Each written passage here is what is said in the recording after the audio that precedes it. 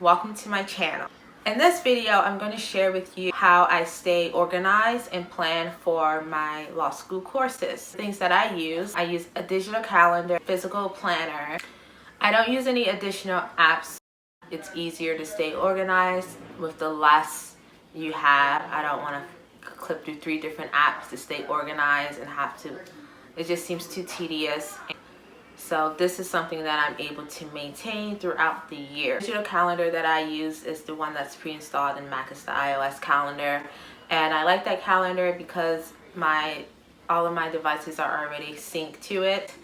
I think you can use a Google Calendar. I think it's the same, you can sync. So I'm going to show you how I use it on my devices, they run iOS, but you can do the same thing with Google Calendar.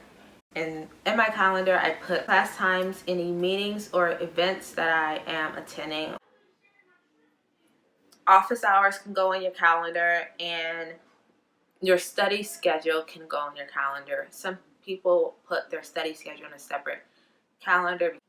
I think that all of these things should go on the same calendar, because when you are looking to see what time you have available, you want to take into account your study schedule, and you want to take into account any extracurricular activities you have, any internships, any time you're giving. I think it's just easier to have that all in one place. My planner is a huge to-do list. I got this planner from Target.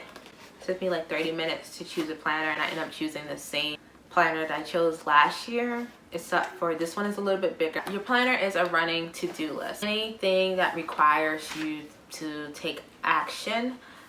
I like having a physical planner because I like to cross off things.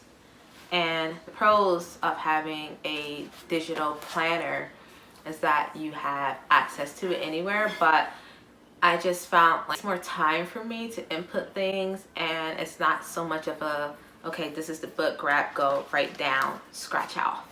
What you want to include in your planner are your assignments, your deadlines, your projects, and you want to briefly make note of any meetings. I put my assignments in on the due date.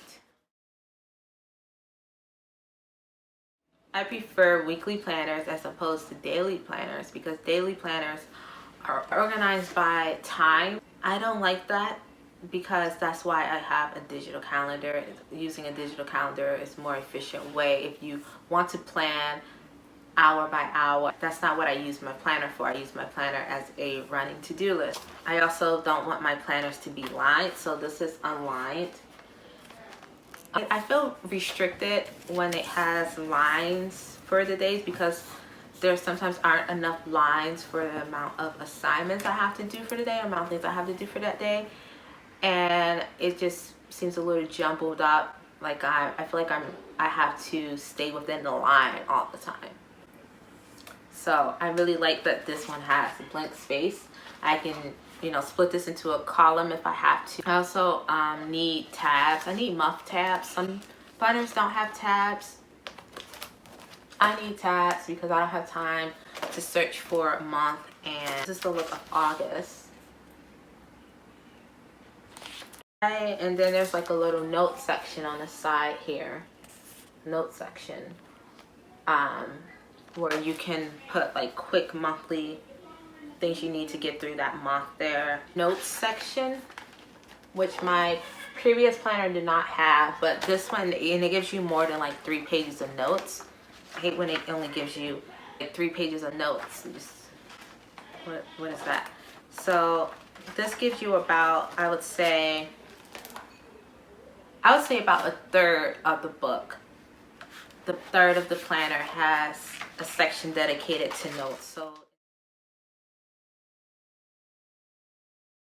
first, what I like to do is write the class name above the date. Then I go below the date and write the class name again and underline it. And this also helps to divide the section when there are multiple classes. Then I start copying down what the assignments are for that class. Sometimes you have to write small. There are a lot of assignments to do, but I usually am able to fit it all within the section. Then I like to highlight the dates. there's an event or a deadline, I like to include it in a bubble.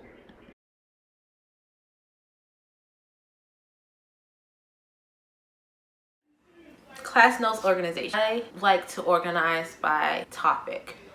I copy the topic headings from the syllabus into the Word document. Make sure that you have notes for each topic that's covered in the syllabus. I also like including my case briefs and my class notes in the same document. I used to put them in separate documents, so I have those things together because they are meant to complement one another. Like, I also find it repetitive, like some things I would write in my class notes and be like, okay, well, I had this in my case brief. All I could have did was just maybe highlighted or added a note beside my case brief for it. So I would recommend putting them in the same document. And that's also why I recommend organizing your class notes by topic, because what I do is I make a table of contents for my class notes, so I know it'll be easier to deal with such a long document. To save your class notes, I use iCloud, but you can use Google Drive. One, you can access it from anywhere, and two, backup. It really sucks if you lost that information. I hope that there were some tips that would help you stay organized. Like and subscribe, or comment. Yeah, thanks for watching.